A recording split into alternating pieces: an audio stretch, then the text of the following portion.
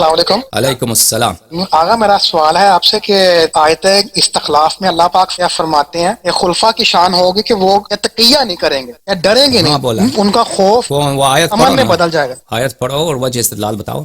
آیت استخلاف بڑی مشہور ہے۔ آیت آپ پڑھیں، مجھے نہیں معلوم آپ کے دل میں کون سی آیت ہے اور اس آیت کا آپ کا استخلاف۔ تفسیر کیا ہے، آپ پڑھیں نا۔ یہ لفظ تو قرآن میں آئے استخلاف کی تو کوئی نہیں ہے، آپ نے اس آیت کو نام دیا آئے استخلاف۔ بسم اللہ الرحمن الرحیم، وعد اللہ الذین آمنوا منکم وعملوا الصالحات۔ لا يستخلفنهم في الارض۔ جی جی، تو اسی آیت میں اینڈ میں آتا ہے کہ اللہ پاک اللہ کا وعدہ اسی ہے آیت کہ میں اللہ اپنے پاک خلفاء کو مکنن لهم، کہ ان کو زمین پہ مکنت دے گا، طاقت دے گا۔ جی جی جی ہاں، تو میں آپ سے جی جی۔ پوچھتا ہوں کہ رسول اللہ صلی اللہ علیہ وسلم خدا کے آگے خلیفہ اللہ تھے یا پاک نہیں تھے؟ فرماتے ہیں کہ ہم ان کے آپ مجھے بتائیں، رسول خوف اللہ کو- صلی اللہ علیہ وآلہ وسلم اللہ کے خلیفے تھے یا نہیں تھے؟ خلیفۃ اللہ تھے یا نہیں تھے؟ بے شک تھے، بے شک ہے۔ بے شک۔ تو یہ آپ جا کے بخاری میں دیکھ لو، بخاری میں حدیث ہے کہ رسول پاک صلی اللہ علیہ وآلہ وسلم نے عائشہ سے کہا کہ اے عائشہ، اگر تیری قوم کی حداثت اسلام نہ ہوتی، حدیث العہد بالاسلام نہیں ہوتے، یعنی نئے مسلمان ہوئے، تو میں کعبہ کو خراب کر دیتا، اس کے بنیاد کو دوبارہ سے بناتا اور اس کے دو دروازے رکھتا۔ بالکل ہے سر۔ تو جی جی۔ اگر رسول پاک صلی اللہ علیہ وآلہ وسلم نے جب پورے مکہ فتح کیا ہے، سب جزیرۃ العرب مسلمان ہوئے ہیں، اس نے اپنے قوم سے تقیہ کیا ہے اور کہا کہ میں یہ کام اس لیے نہیں کرتا کہ یہ لوگ ان لوگوں کو سے برداشت نہیں ہوتی، عرب برداشت نہیں کریں گے کہ میں کیسے خانہ کعبہ کو میں خراب کر دوں۔ اگر رسول پاک صلی اللہ علیہ وسلم خلیفۃ اللہ ہو کر تقیہ کر سکتے ہیں